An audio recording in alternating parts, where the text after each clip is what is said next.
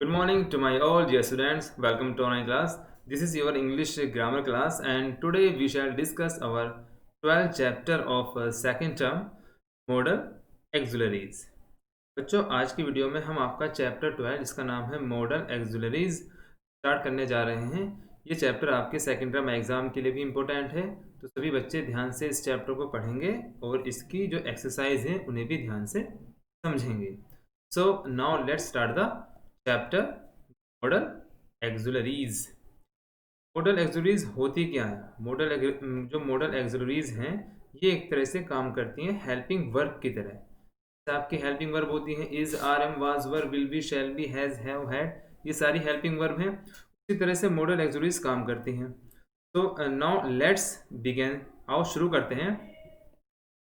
Models are verbs that are used with other verbs to express possibility, permission, obligations, ability, request, offer, command, promise, threat, etc.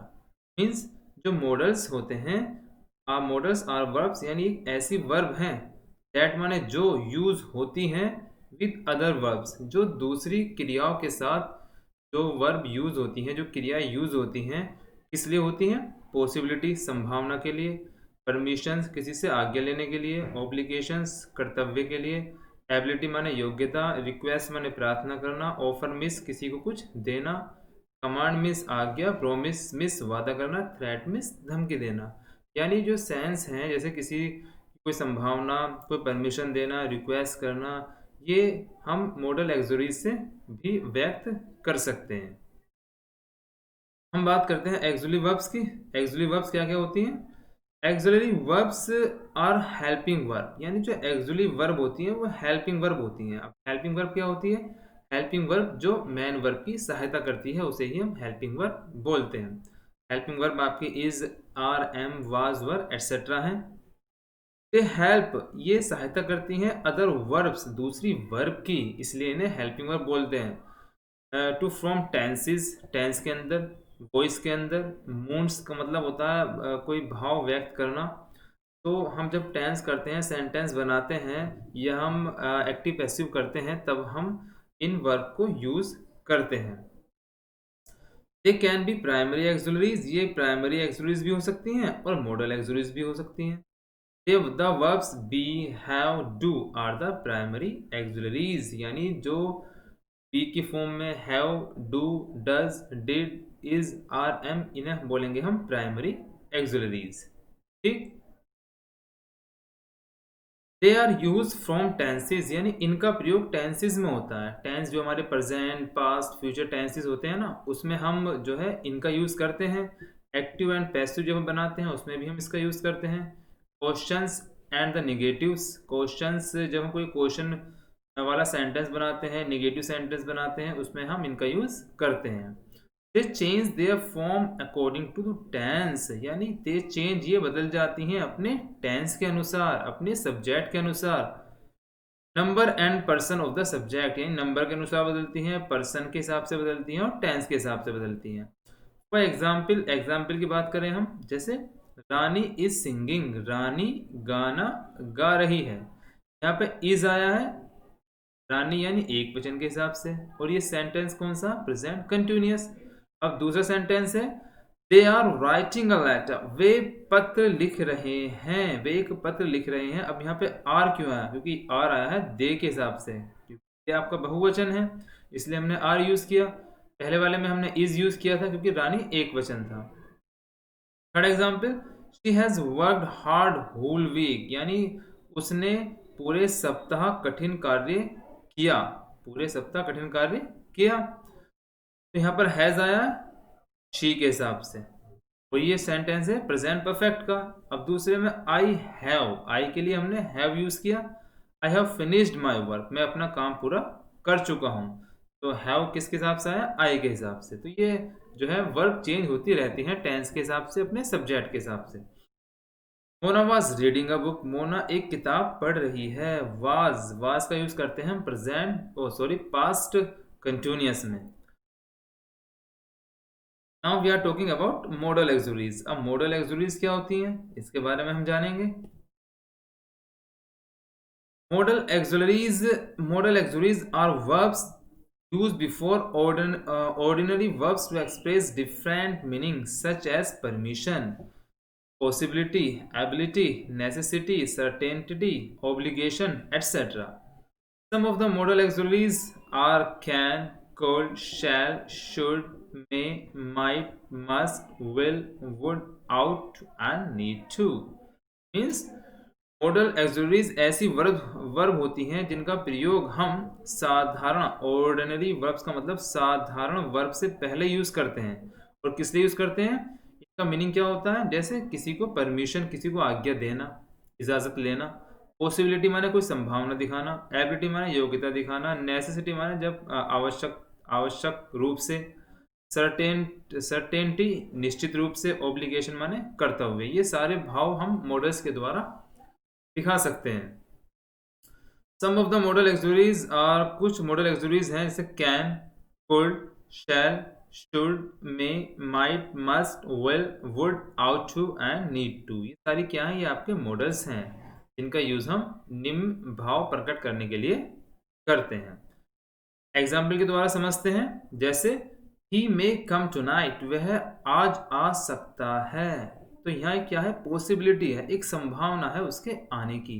तो मे का मतलब यहाँ क्या क्या हो सकता है, सकना। सकना हिंदी में इसका मतलब होता है सकना या सकता है।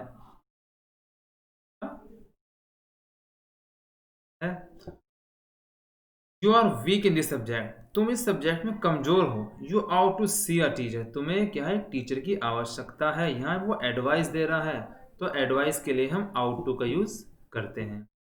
मे आई कम इन, क्या मैं अंदर आ सकता हूँ। तो मे का यूज क्या है, परमिशन के लिए, मैं इजाजत ले रहा हूँ, मैं कुछ किसी से पूछ रहा हूँ कि क्या मैं अंदर आ सकता हूँ। तो मे का यूज हम परमिशन लेने के लिए भी करते हैं। I need not go to market at night, मुझे रात को मार्केट में जाने की आवश्यकता नहीं है। आवश्यकता यानी नेसेसिटी, आवश्यकता के लिए हम यूज करते हैं नीड। नीड का use. Modal use of modal auxiliaries, अब मॉडल एक्सुलरीज का प्रयोग हम कहाँ कहाँ करते हैं, अब हम ये समझेंगे। The modals are followed by main verb, यानी ये मैन वर्ब के पहले आती हैं, मैन वर्ब को फॉलो करती हैं, जो मुख्य क्रिया होती है। And generally not use alone, और ये अकेले, इनका यूज अकेले नहीं होता, इनके साथ आपको मैन वर्ब अधिकतर देखने को मिलती है। For example, Mohan can read, Mohan पढ़ सकता है वेरी वेल मैंने अच्छी तरह। तो कैन जो है, रीड आपकी मैन वर्ब है और कैन इसे फॉलो कर रहा। रीड आपकी कौन सी वर्ब है, मैन वर्ब है। और जो कैन है ये आपका मॉडल यूज हुआ है हेल्पिंग वर्ब की तरह। तो मोहन कैन रीड वेल। दूसरे में वी मस्ट रीच अर्ली, हमें सुबह जल्दी उठना चाहिए। तो मस्ट का मतलब चाहिए भी होता है एक तरह से। ठीक, और इसका मस्ट का यूज हम आगे समझेंगे। So now let's in next page. The man verb that follows a model must remain in its base form, जो मैन वर्ब होती है वो जो है मॉडल्स के बाद आती है। इसे हम बेस फॉर्म भी कह सकते हैं। जैसे एग्जाम्पल है, it might be good a decision to leave this place, यानी इस स्थान को छोड़ने का जो निश्चय है वो अच्छा हो सकता है। तो माइट बी का यूज हम जो है संभावना के लिए भी कर सकते हैं। Would you like to suggest something, यानी क्या तुम कुछ कहना चाहोगे। तो वुड का यूज हम किस लिए किया हमने, ये विल की एक तरह से सेकंड फॉर्म होती है वुड। वुड का यूज हम किसी को कुछ ऑफर करने के लिए, किसी से कुछ पूछने के लिए भी करते हैं। नेक्स्ट, मॉडल्स में भी यूज अलोन, मॉडल्स का यूज हम अकेले भी कर सकते हैं। When they replace a verb group in a sentence, when they replace a verb group in a sentence, in such case the man verb is implied on the contest, यानी इसका use हम अकेले जब कब करेंगे, जब इसका भाव जो है पूरे सेंटेंस का अर्थ समझा दे। यानी जब हम केवल इसी के अंदर ही वर्ब शामिल हो जाए। लेट्स सी एग्जाम्पल, एग्जाम्पल देखते हैं। Radha can cook well, Radha अच्छा खाना बना सकती है। कैन का मतलब सकता भी होता है, संभावना भी होता है। अब यहाँ यूज किया हमने सो कैन आई, इसलिए मैं भी कर सकता हूँ। तो इसके अंदर क्या होगा, पूरा सेंटेंस आ गया। तो हमने यहाँ केवल कैन का यूज़ किया और इसका पूरा मतलब यहाँ पर निकल कर आ गया कि मैं भी इस काम को कर सकता हूँ। Do you go to school regularly, क्या तुम डेली स्कूल जाते हो? यू शुड, तुम्हें जाना चाहिए। तो हमने खाली शुड का यूज़ कर दिया और इसके अंदर ही पूरा सेंटेंस का मतलब आ गया कि तुम्हें भी स्कूल जो है डेली जाना चाहिए। अब हम समझते हैं कि यूज ऑफ कैन और कुड का यूज हम कहाँ कहाँ कर सकते हैं। यूज ऑफ कैन और could. Can is use to indicate permission, यानी कैन का प्रयोग हम परमिशन के लिए भी कर सकते हैं। परमिशन देने के लिए यानी आज्ञा देने के लिए भी कर सकते हैं और आज्ञा लेने के लिए भी कर सकते हैं। For example, you can go now, तुम अब जा सकते हो। यानी तुमने उसने हमने परमिशन दी है, यू कैन गो नाउ, तुम अब जा सकते हो, तो हमने उसे परमिशन दे दी है। कैन आई से माई प्रॉब्लम, क्या मैं अपनी समस्या आपको बता सकता हूँ? तो मैं उससे पूछ रहा हूँ। You can take this book, तुम इस किताब को ले सकते हो। तो हिंदी में कैन का मतलब अधिकतर होता है सकता। मे का होता है ऐसे, इसका मतलब होता है सकता या सकना। Not can use suggest ability, यानी जो कैन है वो योग्यता भी दिखाता है, पोटेंशियल या योग्यता भी दिखाता है। जैसे he can solve this question easily, वह इस क्वेश्चन को आराम से हल कर सकता है। अंदर क्या है, एक योग्यता है इस क्वेश्चन को हल करने की, काबिलियत की। तो यहाँ पे हमने यूज किया कैन का। Can you speak with me, क्या आप मेरे साथ बोल सकते हो? स्पीक विद मी यानी आपके अंदर इतनी योग्यता है कि आप मेरे साथ बोल सकते हो, तो ये भी योग्यता को दिखा रहा है। व्हाट इज कुल, अब कुल क्या है? कुल कैन की ही सेकंड फॉर्म है, यानी कुल का यूज करते हैं हम मोस्टली पास्ट टेंस में। Could is use to indicate ability in the past, यानी कुल का प्रयोग हम पास्ट यानी जो हमारा समय बीत गया है उसकी योग्यता दिखाने के लिए करते हैं। जैसे she could stitch well once upon a time, she could stitch, stitch का मतलब होता है सिलाई करना, यानी एक समय वो अच्छी सिलाई कर सकती थी, या उसने जो है वो अपने समय में अच्छी सिलाई करती थी। I could have won the race, मैं रेस को जीत सकता था। इफ आई वॉज यंग, यदि मैं जवान होता। तो ये पास्ट की योग्यता दिखा रही है कि पहले उसमें योग्यता थी इस काम को करने की। Could is use to ask a polite question, could का प्रयोग हम पोलाइट क्वेश्चन यानी कुछ विनम्र सवाल पूछने के लिए भी कर सकते हैं, कि हेल्प करने के लिए कर सकते हैं। जैसे एग्जाम्पल में दिया गया है, could you help me in my studies, क्या आप मेरी पढ़ाई में मदद कर सकते हैं? तो मैं उससे बहुत रिक्वेस्ट कर रहा हूँ बड़े प्यार से। Could I come to spend some time with you, क्या मैं आपके साथ अपना कुछ समय व्यतीत कर सकता हूँ? तो पोलाइट रिक्वेस्ट यानी प्यार से प्रार्थना करने के लिए भी हम कुड का यूज करते हैं।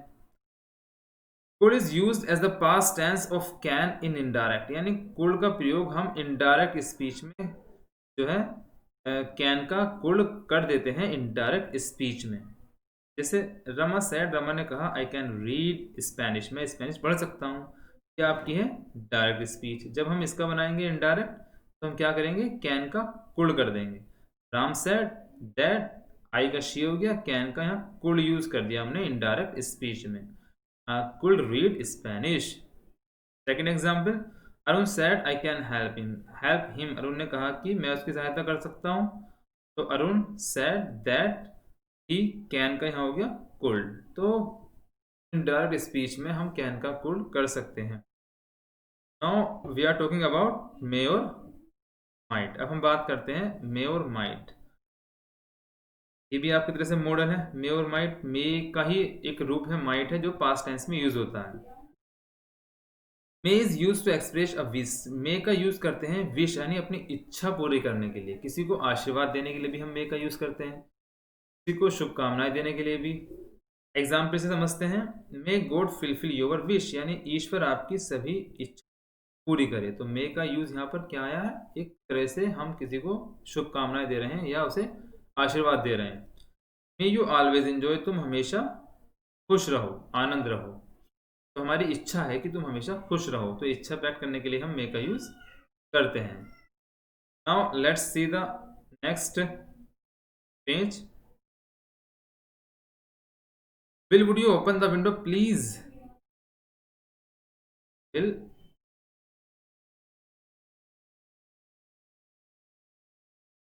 यहाँ देखते हैं हो गया। May is usually use to request permission formally, यानी मे का यूज हम रिक्वेस्ट करने के लिए, प्रार्थना करने के लिए, या किसी से परमिशन लेने के लिए फॉर्मली बड़े ही तरीके से हम जो है किसी से परमिशन लेने के लिए भी हम मे का यूज करते हैं। जैसे मे आई सिट हियर, क्या मैं यहाँ बैठ सकता हूँ, तो मैं उससे क्या कर रहा हूँ, एक तरह से रिक्वेस्ट कर रहा हूँ।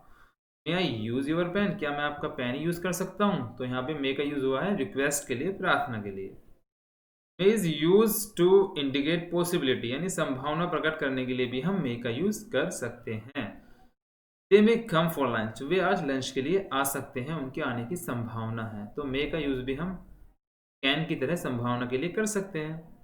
दे may be some rain in this afternoon, यानी दोपहर के समय कुछ बारिश हो सकती है, ये हमारी संभावना है।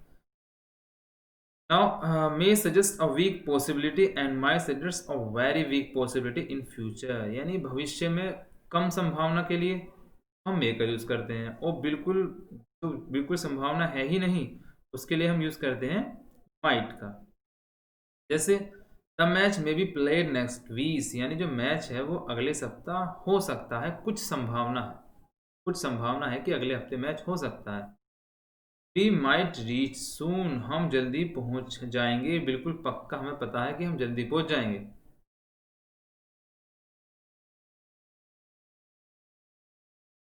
ही might come to school tomorrow, he might come to school tomorrow, वह कल स्कूल आ सकता है, यानी संभावना बहुत कम है, ना के बराबर संभावना है उसके स्कूल आने की, तो जहाँ संभावना कम होती है वहाँ माइट का यूज़ करते हैं, मे का यूज़ करते हैं। जहाँ संभावना बिल्कुल बहुत ही कम होती है वहाँ माइट का यूज़ करते हैं। तो आज की वीडियो में बच्चों हम इतना ही रखते हैं। जो इसकी एक्सरसाइज है, एक्सरसाइज आपको नोट्स के द्वारा सेंड कर दी जाएगी। आप सभी को ध्यान से इस चैप्टर को पढ़ना है और समझना है। That's all and thank you.